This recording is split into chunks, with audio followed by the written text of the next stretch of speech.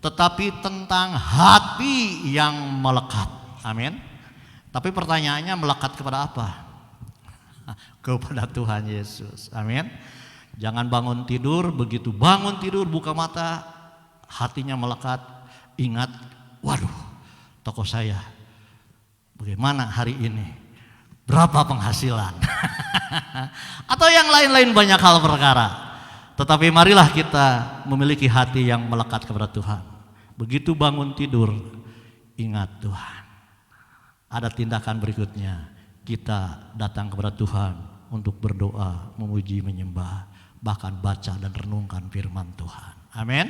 Ya, boleh saudara ingat pekerjaan, ingat toko, ingat keluarga, ingat rumah tangga dan sebagainya, tidak salah. Tetapi awali kita buka mata, ingat kepada Tuhan. Itu tandanya orang yang memiliki hati melekat kepada Tuhan. Amin. Yuk, saya akan bacakan satu firman Tuhan. Ini berbicara tentang kepada jemaat di Efesus, ya. Firman Tuhannya di dalam Wahyu pasal 2 ayat 1 sampai 7. Nah, ini panjang ya. Saya akan bacakan, Bapak Ibu Saudara yang melihat atau perhatikan dan bisa merenungkannya. Dikatakan Wahyu pasal 2 ayat 1 sampai 7, firman Tuhan dikatakan, "Tuliskanlah kepada malaikat jemaat di Efesus, inilah firman dari Dia yang memegang ketujuh bintang itu di tangan kanannya dan berjalan di antara ketujuh kaki dian emas itu. Aku tahu segala pekerjaanmu, baik jerih payahmu maupun ketekunanmu. Aku tahu bahwa engkau tidak dapat sabar terhadap orang yang jahat, bahwa engkau telah mencobai mereka yang menyebut dirinya rasul, tetapi yang sebenarnya tidak demikian, bahwa engkau telah mendapati mereka pendusta. Dan engkau tetap sabar dan menderita oleh karena namaku, dan engkau tidak mengenal lelah. Namun demikian aku, kata Tuhan, mencela engkau, karena engkau telah meninggalkan kasihmu yang semula. Sebab itu ingatlah betapa dalamnya engkau telah jatuh. Bertobatlah dan lakukanlah lagi apa yang semula engkau lakukan. Jika tidak demikian, aku akan datang kepadamu dan aku akan mengambil kaki dianmu di tempatnya. Jikalau engkau tidak bertobat, tetapi ini yang ada padamu, yaitu engkau membenci segala perbuatan pengikut-pengikut Nikolaus yang juga kubenci. Siapa bertelinga, hendaklah ia mendengarkan apa yang dikatakan Roh kepada jemaat-jemaat. Barang siapa menang, dia akan kuberi makan dari pohon kehidupan yang ada di taman Firdaus Allah." Katakan bersama-sama, amin. Bapak Ibu yang dikasihi Tuhan, ini jemaat di Efesus itu luar biasa di dalam hal melayani atau pekerjaan Tuhan. Dikatakan dari ayat 2 sampai ayat 3 itu sungguh luar biasa. Amin. Dikatakan jerih payah, tekun, sabar terhadap orang jahat, ya. Apalagi mendapat, dan engkau tetap sabar dan menderita oleh namaku, dan engkau tidak mengenal lelah. Ini luar biasa. Tetapi firman Tuhan di ayat keempat dikatakan, namun demikian aku mencela engkau. Tuhan mencela. Kenapa? Karena engkau telah meninggalkan kasihmu yang semula. Sebab itu ingatlah betapa dalamnya engkau dah jatuh, bertobatlah dan lakukanlah apalagi yang semula engkau lakukan. Jika tidak demikian, aku akan datang kepadamu dan aku akan mengambil kaki dianmu di tempatnya jikalau engkau tidak bertobat. Jadi Bapak Ibu yang dikasihi Tuhan, dari kebenaran firman Tuhan ini ternyata yang dilihat Tuhan itu bukan kegiatan kita, sibuknya kita, tetapi yang dilihat oleh Tuhan adalah hati saudara dan saya. Amin. Sesibuk apapun saudara dan saya melayani pekerjaan Tuhan, tetapi kalau tidak memiliki kasih yang daripada Tuhan, sia-sia. Bahkan firman Tuhan katakan, telah jatuh begitu dalamnya dan bertobatlah. Amin. Nah Bapak Ibu yang dikasihi Tuhan, sekali lagi jemaat di Efesus adalah jemaat yang luar biasa dalam pelayanannya atau dalam melakukan pekerjaan Tuhan. Dikatakan jerih payahnya, artinya jerih payah itu usaha yang dilakukan dengan susah payah. Mau bersusah payah untuk melayani pekerjaan Tuhan. Tekun, artinya kemampuan untuk tetap fokus dengan gigih untuk mencapai tujuan. Ada keinginan yang gigih, tekun. Ya. Sabar menderita karena nama Tuhan. Menderita karena nama Tuhan berarti ada aniaya. Mungkin ada fitnah, ada yang membenci, bahkan mungkin juga ada aniaya secara fisik. Kurang apa yang dikerjakan oleh jemaat di Efesus. Tetapi dikatakan ayat 4 tadi, namun demikian Tuhan mencela. Ya. Karena telah meninggalkan kasih yang semula. Dan dikatakan betapa dalamnya engkau jatuh. Jadi nggak ada artinya sesibuk apapun pelayanan kita, sekeras apapun tanpa didasari dengan kasih Allah, dianggap jatuh dalam dan harus bertobat. Ya. Sekali lagi pelayanan menjadi sia-sia tanpa kasih semula. Ya. Bahkan Tuhan katakan, aku akan mengambil kaki dianmu. Ini berbicara tentang Roh Kudus. Amin. Roh Kudus yang ada di dalam kehidupan saudara dan saya. Ketika saudara dan saya percaya Tuhan Yesus, menerima Yesus sebagai Tuhan, sebagai Allah, sebagai juru selamat pribadi, maka Roh Allah ada tinggal di dalam kehidupan saudara dan saya. Tetapi ketika kita meninggalkan kasih mula-mula, mencuekkan roh yang ada di dalam kehidupan kita, Tuhan katakan, aku akan mengambil kaki dianmu ini. Artinya Roh Kudus itu akan keluar. Ya. Makanya firman Tuhan sekarang katakan, jangan padamkan Roh Kudus. Amin. Di dalam 1 Tesalonika pasal 5 ayat 19 dikatakan, janganlah padamkan roh. Ya. Bapak Ibu yang kasih Tuhan, kalau ada orang bertamu ke rumah saya, ya, dia datang dengan baik-baik, ya, bawa buah tangan, lalu duduk, lalu saya dicuekin terus. Nggak diapa-apain, nggak ditanya, nggak diapa. Betah nggak? Pasti nggak akan betah. Amin. Begitupun Roh Kudus yang ada dalam kehidupan saudara dan saya. Kalau nggak diajak berkomunikasi, ya, nggak diajak untuk memimpin kehidupan kita, untuk berdaulat dalam kehidupan kita, dicuekin, ya. Kita tidak mengasihinya, maka akan pergi. Amin. Dengan kata lain, akan diambil kaki dianmu. Nah Bapak Ibu yang kasih Tuhan, ini penting sekali. Janganlah kita melayani pekerjaan Tuhan karena pelarian. Amin. Gak salah melayani pekerjaan Tuhan, memang itu diperintahkan oleh Tuhan. Tetapi motivasinya yang harus benar. Jangan karena pelarian. Ya, maksud pelarian dulu begini, ya cari kesibukan lah, di rumah nggak ada kerjaan. Ya. Kita sibuk melayani pekerjaan Tuhan karena dasarnya nggak betah di rumah, jenuh, ya itu pelarian saudara. Ya. Atau ya di rumah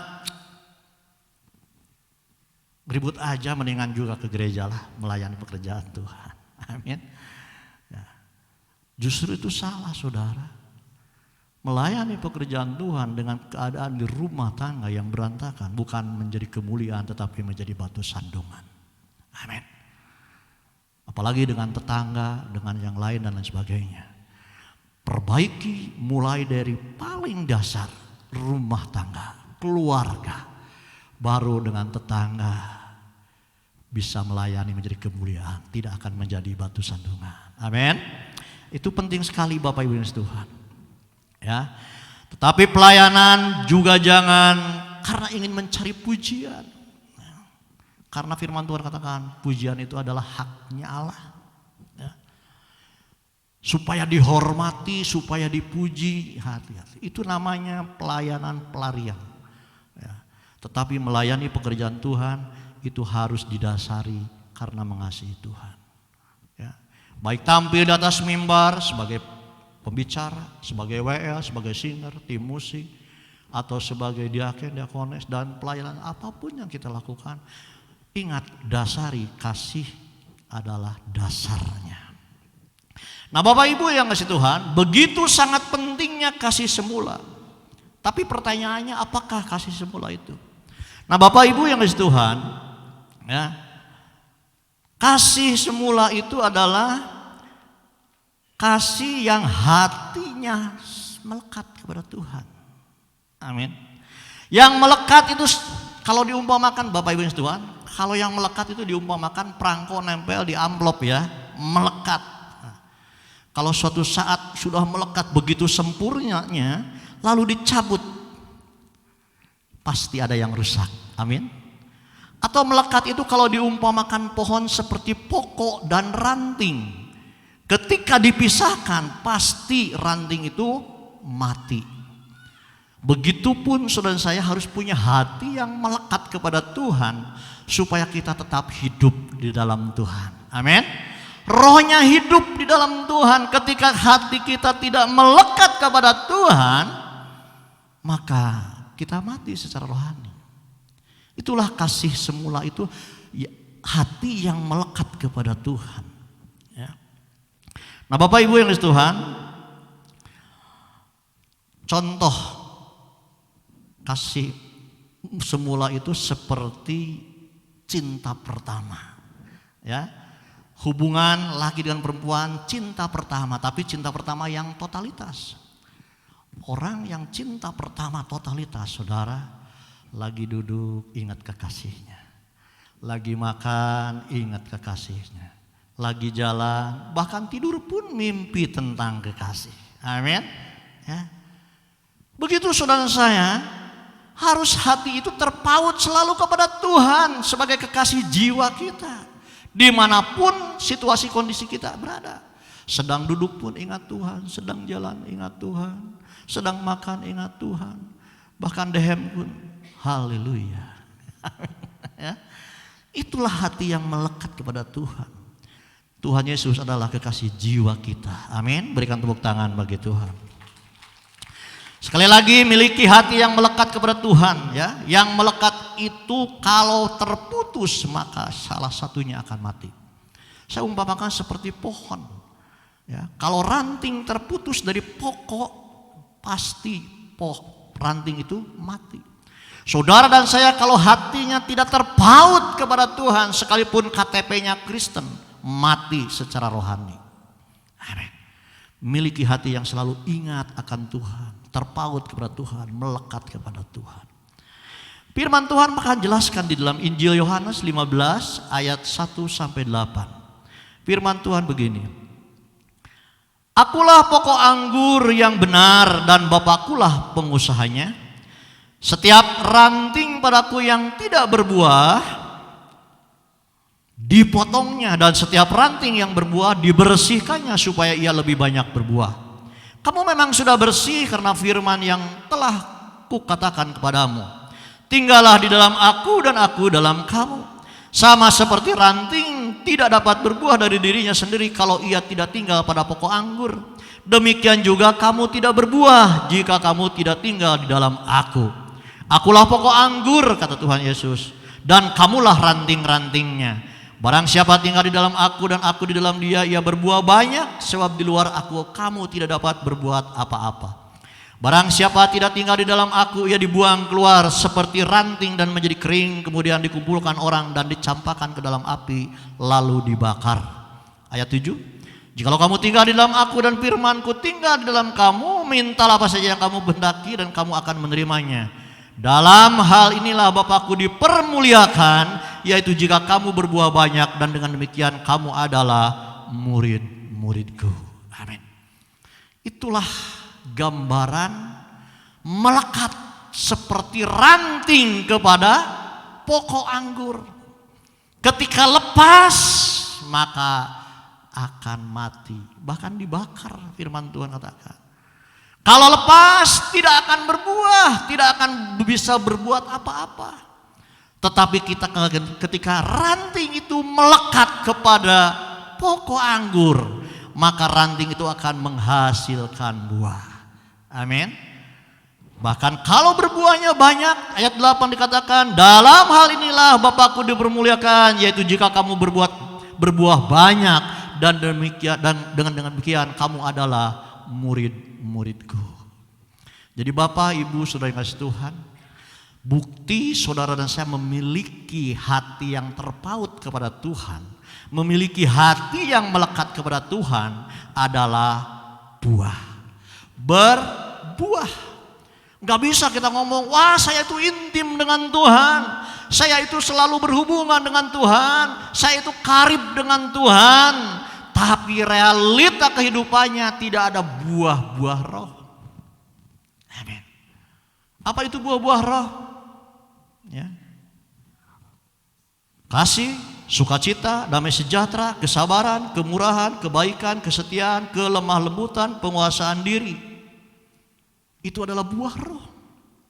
Itu adalah bukti saudara dan saya memiliki hati yang melekat kepada Tuhan, memiliki hati yang terpaut kepada Tuhan, ya, yang selalu menempel kepada Tuhan. Itu buktinya adalah buah, bukan karunia, saudara ya. Bukan yang suka bernubuat, mengadakan mujizat, menyembuhkan, bukan.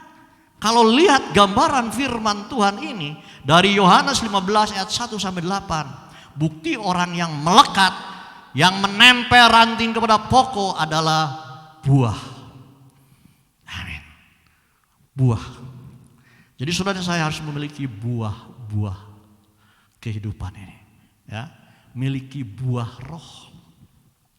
Caranya, karena sudah saya adalah ranting, maka melekatlah kepada pokok. Karena saudara saya adalah ranting, maka menempellah kepada pokok. Artinya hati kita harus selalu menempel kepada Tuhan. Hati kita harus selalu terpaut kepada Tuhan. Hati kita harus selalu melekat kepada Tuhan. Maka saudara hidup di hadapan Tuhan, saudara akan menghasilkan buah roh. Nah Bapak Ibu yang dikasihi Tuhan, ada satu tambahan, ya. Di dalam ayat yang ketujuh ini kadang disalah mengerti. Dikatakan begini, ayat yang ketujuh tolong ditampilkan. Jikalau kamu tinggal dalam aku dan firmanku tinggal di dalam kamu, mintalah apa saja yang kamu kehendaki dan kamu akan menerimanya. Kadang ketika baca firman Tuhan ini, maka liarlah pemikiran kita. Maka liarlah kemana-mana pikiran gitu. Apa saja yang kamu minta maka akan dikatakan apa? Akan menerimanya. Mintalah apa saja yang kamu kehendaki dan kamu akan menerimanya. Betul akan menerimanya. Tapi ingat ayat sebelumnya. Apabila kita tinggal di dalam Tuhan dan Tuhan tinggal di dalam kehidupan kita, maka permintaan kita tidak akan yang aneh-aneh. Ini bisa disalahartikan saudara. Orang bisa menafsirkan semaunya. Mintalah apa saja yang kamu kehendaki dan kamu akan menerimanya. Maka para lelaki hidung belang minta tambahan istri. Akan menerimanya. Amin. Ya. Hati-hati. Maka mintalah dengan keserakahan kita, dengan hawa nafsu kita, dengan transaksi kita. Amin. Seolah-olah kita akan berbuat baik. Tuhan berkati aku supaya aku bisa membantu A, B. Padahal yang dipinginkan lebihnya. Dikasih Tuhan 100, dikasih ke orang lain 10. Itu kan keserakahan, itu hawa nafsu. Hati-hati dengan ayat 7 ini. Kalau tidak kita pahami dengan benar, maka liarlah pemikiran kita. Ya, itu penting sekali Bapak Ibu Tuhan.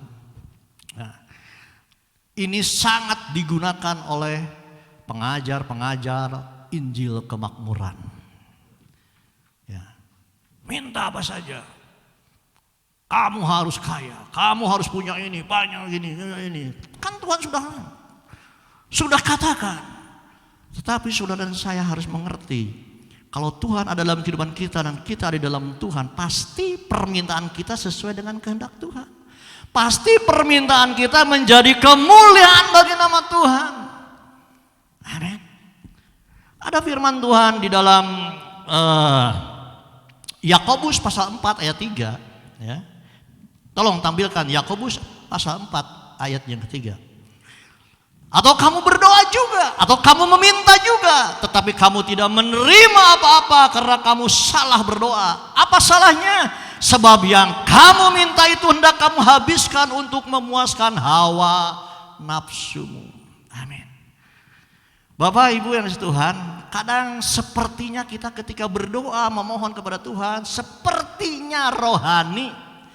Tetapi harus renungkan, apakah permintaan kita ini rohani atau rohana untuk hawa nafsu kita, untuk keserakahan kita.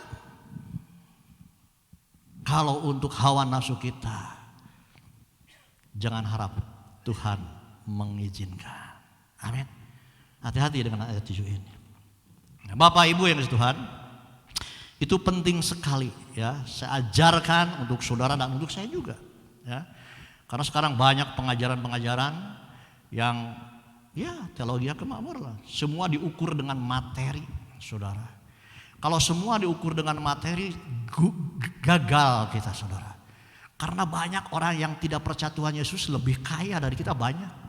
Ya, banyak, saudara. Apakah Raja Salman nggak kaya? Apakah Raja Brunei nggak kaya? Banyak yang kaya. Jadi ukurannya hati-hati, bukan materi. Perkenanan di hadapan Tuhan ukurannya adalah hati kita. Amin. Hati-hati. Bukan berarti tidak boleh kaya. Kata siapa? Boleh kaya itu kalau itu menjadi kemuliaan bagi nama Tuhan. Tidak haram untuk kaya. Tidak dosa untuk diberkati Tuhan dengan kekayaan. Tidak. Tetapi mari motivasi kita ketika kita berdoa memohon sesuatu kepada Tuhan, apakah itu kita renungkan dengan benar-benar untuk keserakahan, untuk hawa nafsu, atau untuk menjadi kemuliaan bagi nama Tuhan. Amin. Ya. Ya, ini penting sekali Bapak Ibu Tuhan. Ya. Nah sekali lagi bukti hati yang melekat kepada Tuhan tadi saya katakan adalah berbuah. Ya. Buah roh.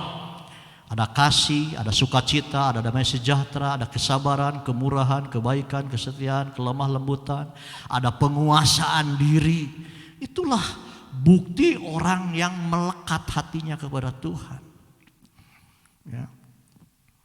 Kalau masih tidak sabaran, selalu bersungut-sungut, gelisah, ya, kemurahan apa kebalikannya?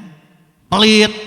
Kebaikan jahat, kesetiaan tidak setia, kelemah lembutan, mungkin kasar, tidak bisa menguasai diri, itu kebalikan dari buah roh. Itu tandanya orang yang belum memiliki hati yang melekat kepada Tuhan. Amin. Saya pakai ukurannya adalah kebenaran firman Tuhan. Amin. Saudara mau percaya, mau tidak, mau gugat silahkan. Gugatlah firman Tuhan. Karena yang sampaikan adalah firman Tuhan. Ya, bukan pendapat saya hanya menyampaikan firman Tuhan katakan. Bukti saudara saya memiliki hati yang melekat adalah memiliki buah roh. Itu salah satunya. Nah Bapak Ibu yang dikasihi Tuhan, buah itu buah roh ya. Selain buah roh juga ada buah pertobatan. Ada buah pertobatan. Artinya apa yang kita lakukan dulu membelakangi Tuhan, sekarang berbalik kepada Tuhan. Ya. Apa yang dibenci oleh Tuhan, kita justru berbalik kepada apa yang disukai Tuhan. Ada buah pertobatan. Ya. Itu tanda orang yang hatinya melekat kepada Tuhan. Lukas 3 ayat 8 sampai 9 dikatakan demikian. Jadi hasilkanlah buah-buah yang sesuai dengan pertobatan. Dan janganlah berpikir dalam hatimu, Abraham adalah bapa kami. Karena aku berkata kepadamu, Allah dapat menjadikan anak-anak bagi Abraham dari batu-batu ini. Kapak sudah tersedia pada akar pohon, dan setiap pohon yang tidak menghasilkan buah yang baik akan ditebang dan dibuang ke dalam api. Karena orang yang tidak menghasilkan buah, artinya hatinya tidak terpaut kepada Tuhan, tidak melekat, tidak menempel kepada Tuhan, itu di pandangan Tuhan mati secara rohani. Kalau mati secara rohani seperti ranting akan dibakar. Amin. Nah, begitu pentingnya kasih semula. Kasih semula itu adalah hati yang melekat kepada Tuhan. Cinta pertama yang totalitas itu harus ada kembali dalam kehidupan saudara dan saya. Amin. Yang utama, yang pertama dan yang utama itu adalah Tuhan. Bukan berarti yang lain tidak penting, penting saudara. Keluarga penting, pekerjaan penting, saudara-saudara, sahabat penting. Tetapi yang utama adalah Yesus Kristus Tuhan. Berikan tepuk tangan bagi Tuhan. Yang berikutnya, buah roh, buah pertobatan juga kita harus menghasilkan buah jiwa-jiwa. Amin. Artinya ada orang-orang yang percaya kepada Tuhan Yesus lewat kehidupan kita. Amin. Gak mungkin kalau kehidupan kita berantak orang percaya. Tetapi kalau kehidupan kita hidup yang sesuai dengan kebenaran firman Tuhan, ya, saya yakin dan percaya ada gambaran Kristus dalam kehidupan saudara dan saya. Orang akan datang kepada Tuhan lewat kehidupan saudara dan saya. Amin. Bapak Ibu yang dikasihi Tuhan, sekuat apapun nyerocos kita memberitakan Injil kepada orang lain untuk bertobat, tetapi kehidupan kitanya menjadi batu sandungan, saudara, sulit untuk orang lain bisa percaya. Pengalaman saya dulu mungkin ya, berapa puluh tahun yang lalu ya, tahun 80-an, 83, 84. Ketika Ibu Lika memperkenalkan Tuhan Yesus kepada saya, memberitakan kabar baik, menceritakan tentang Injil, tentang Tuhan Yesus. Begini, buka Alkitab begini. Saya nggak bisa terima, ya. Nggak bisa terima kalau kehidupannya ya rasa-rasanya baik saya lah. Tetapi ketika dia bertaubat, dia berubah kehidupannya, ya, firman Tuhan kan ada, ya, memenangkan itu dengan kelakuan. Amin. Dengan kelakuan, bukan dengan nyerocosnya kita menyampaikan firman Tuhan, tapi dengan kelakuan. Begitu kelakuan kita benar di hadapan Tuhan, maka perkataan kita yang sesuai firman Tuhan ada kuasanya. Berikan tepuk tangan bagi Tuhan. Amin. Ya. Mari saudara dan saya pagi hari ini introspeksi diri, mawas diri. Amin. Mulai dari diri kita sendiri untuk menjadi orang-orang yang berkenan di hadapan Tuhan. Bapak Ibu yang Tuhan, buah-buah jiwa, memang itu perintah. Matius 28 ayat 19 sampai 20 dikatakan begini, karena itu pergilah, jadikanlah semua bangsa muridku dan baptislah mereka dalam nama Bapa dan Anak dan Roh Kudus, dan ajarlah mereka melakukan segala sesuatu yang telah kuperintahkan kepadamu, dan ketahuilah aku menyertai kamu senantiasa sampai kepada akhir zaman.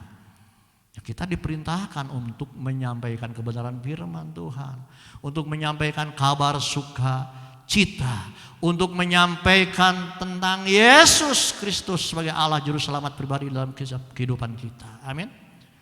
Tetapi tidak cukup kalau kita tidak dibarengi dengan karakter kita. Amin. Dengan buah yang ada dalam kehidupan kita.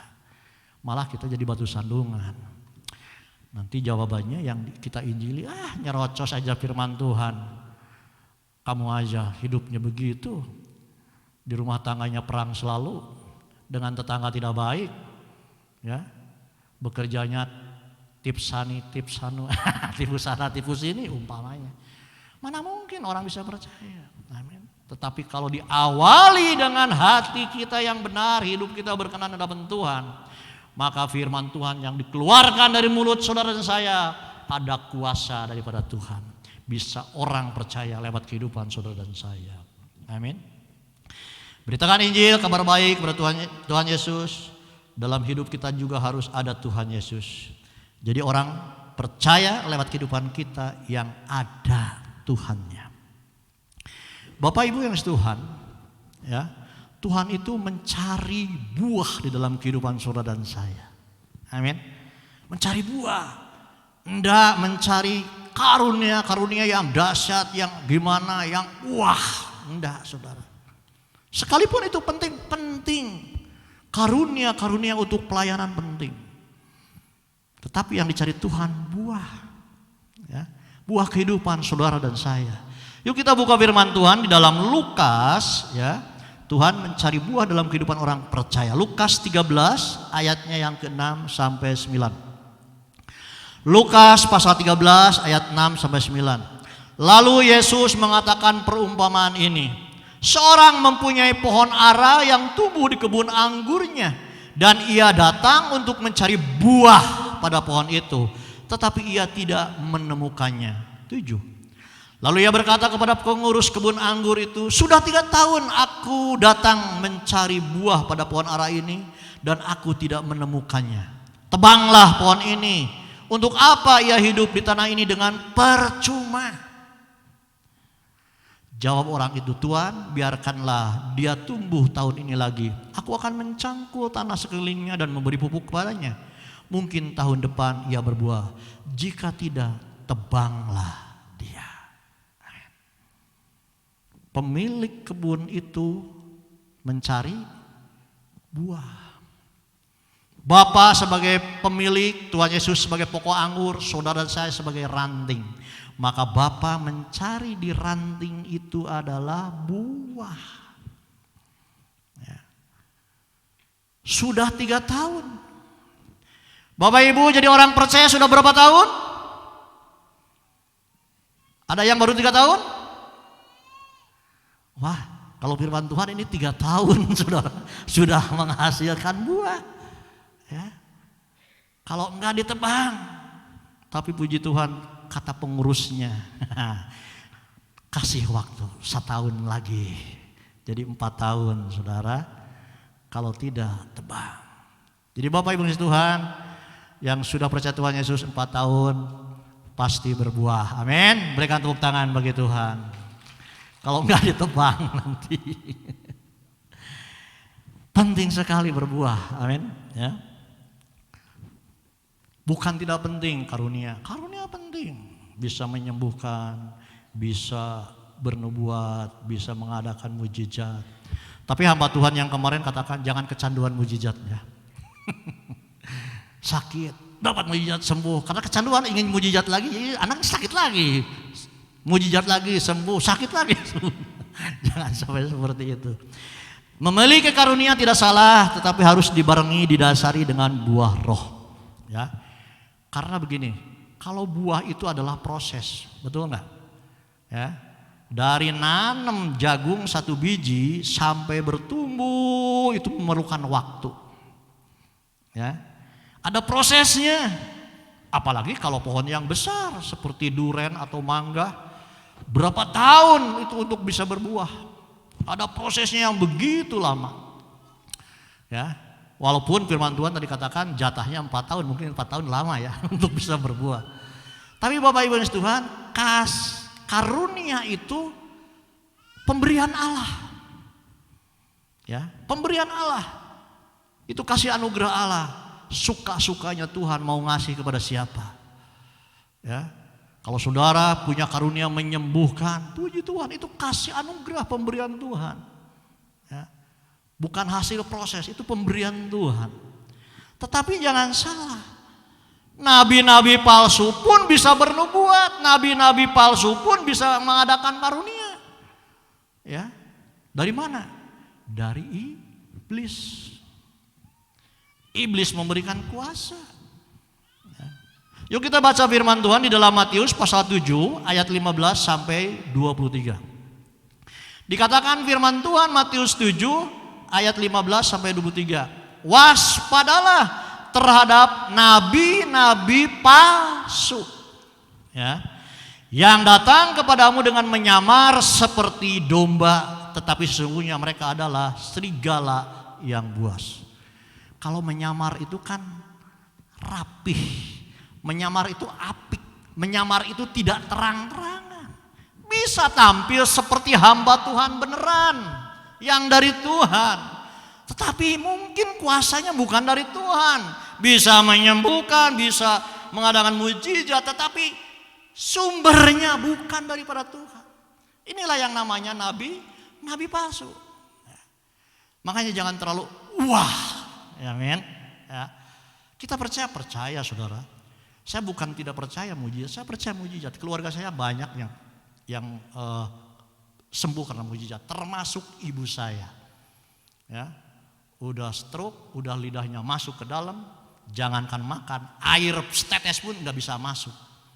Ya, tetapi dengan mujizat Tuhan, tanpa sentuhan dokter, karena saya bawa ke puskesmas sore, ya, sedangkan dokter itu sehari cuma sekali jam 9 pagi, jadi harus nunggu besok untuk ketemu dokter, ya.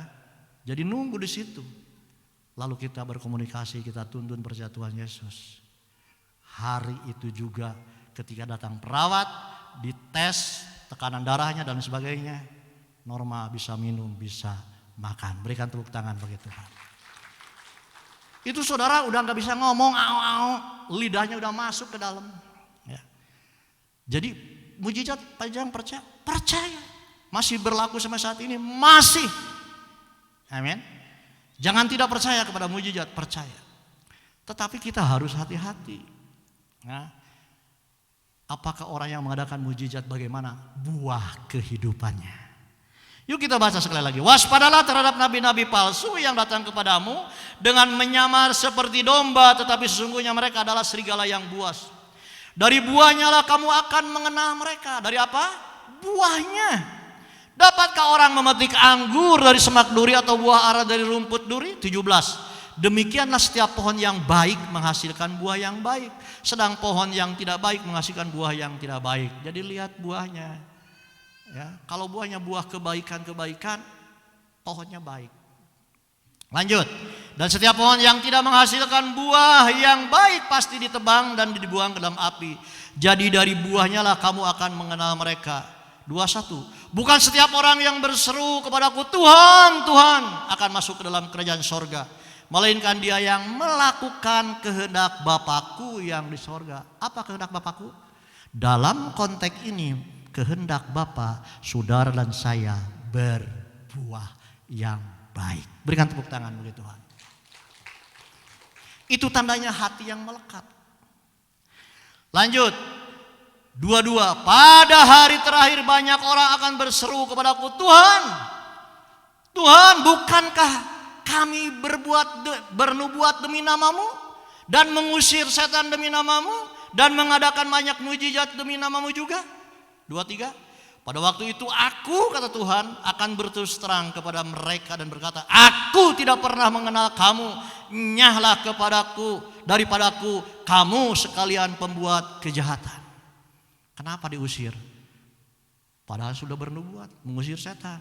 Karena orang ini adalah orang yang ada di ayat 15. Siapakah mereka? Nabi-nabi palsu. Amin. Nabi-nabi palsu. Dia punya kuasa, punya, tapi sumbernya bukan daripada Tuhan. Lanjut Bapak Ibu Tuhan.